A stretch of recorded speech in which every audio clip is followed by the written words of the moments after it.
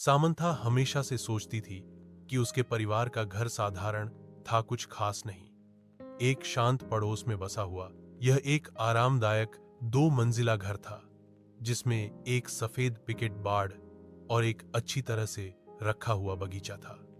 फिर भी जैसे ही वह एक दोपहर धूल भरे अटारी में घूमते हुए कुछ असामान्य ने उसकी नजर खींची।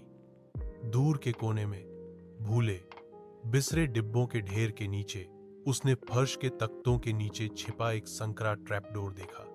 जिज्ञासा पर उत्सुक होकर उसने घुटने टेक दिए और उसे खोला। नीचे जो छोटा सीनुमा मार्ग था, वह एक मंद पुरानी सुरंग की ओर जाता था।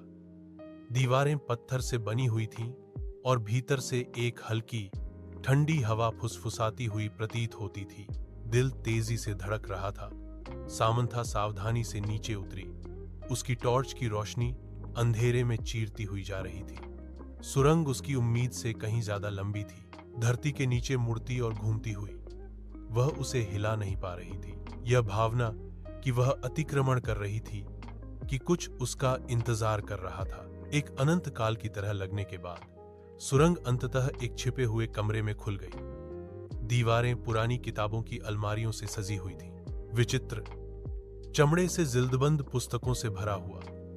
कमरे के बीच में एक पुरानी मेज धूल भरे कागजों और पत्रिकाओं से घिरी हुई थी।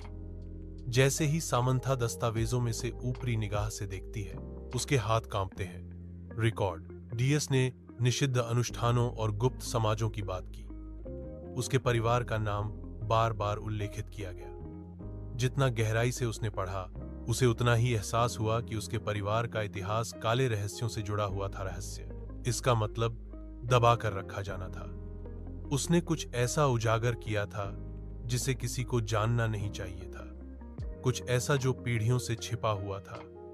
जैसे ही खोज का बोझ उस पर पड़ा, उसने सबसे धुंधली उसके पीछे से एक आवाज आई, एक फुसफुसाहट, धीमी और कंपा देने वाली। वह अकेली नहीं थी।